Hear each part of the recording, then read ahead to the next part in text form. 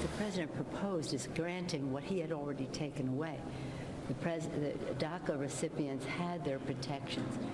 The temporary protected status, TPS, had their protection. Now he's saying, well, I'll give you this back temporarily. House Speaker Nancy Pelosi rejecting the Republicans' latest proposal to reopen the government as the Senate prepares for a big vote. A second Democratic bill also heads to the floor tomorrow without money for a wall. But do either of these bills stand a chance of passing? Joining us now is Texas Congressman Louie Gohmert. Louie, thanks for coming on this morning, sir. Sure. Great to be with you. A lot of politicians don't go to visit the border, but they're happy to tell Border Patrol what they need and what they don't need. You actually went there. What did you find?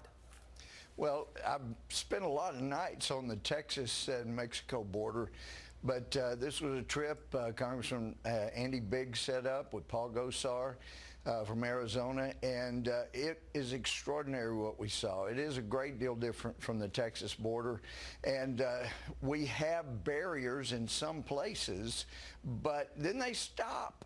And then there's nothing that prevents people from just walking around the ends of these great barrier walls. And you see pictures of them, but they have an end to them. And that's, we've got to fix that. They're great barriers.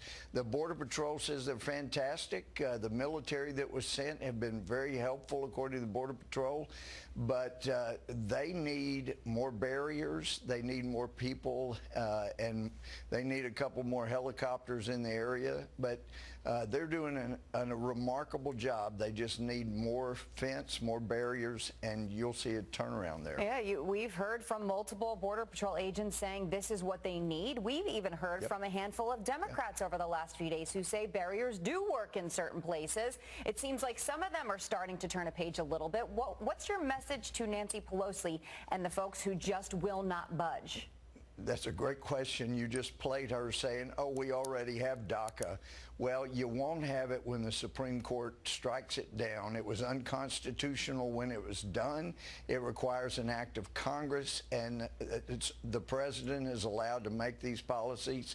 So when all of these people are screwed over by the Democrats, as they were for the 4 years they were in the majority, then you will have Nancy Pelosi and the Democrats to blame for the mess. So she's still not willing to do anything. It could be another year before the Supreme Court gets to DACA, if they take it in at all. There was a big hiccup yesterday for the administration when they refused to do it. Let's look at the proposal from the GOP, the president's plan here, reopening the government, $5.7 billion for the border barriers, he's now saying. 3 years legal protection for the DACA recipients, and, of course, the TPS protections as well. The president really came off for this. I mean, he is basically now lining up a lot with those border bills from 2007, from 2013, that were bipartisan. He's not saying sea-to-sea wall anymore, and he still can't get anybody to the table.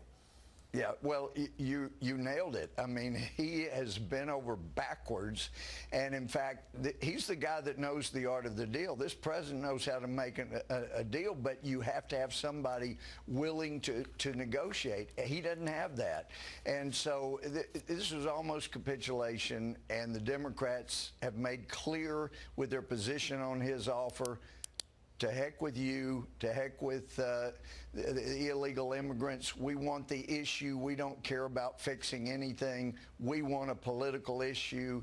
And so that's what they've got, but to the detriment of more Americans who will lose their lives because of a porous border.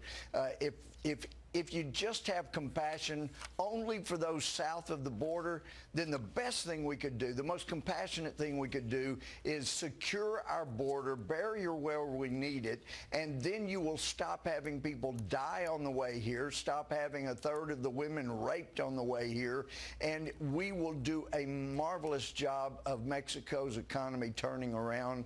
We will do that if we'll secure our border. It's the right thing to do for people on both sides of the border. Congressman, thank you very much for joining us. We appreciate it. Thank you for caring. I really appreciate it. All right.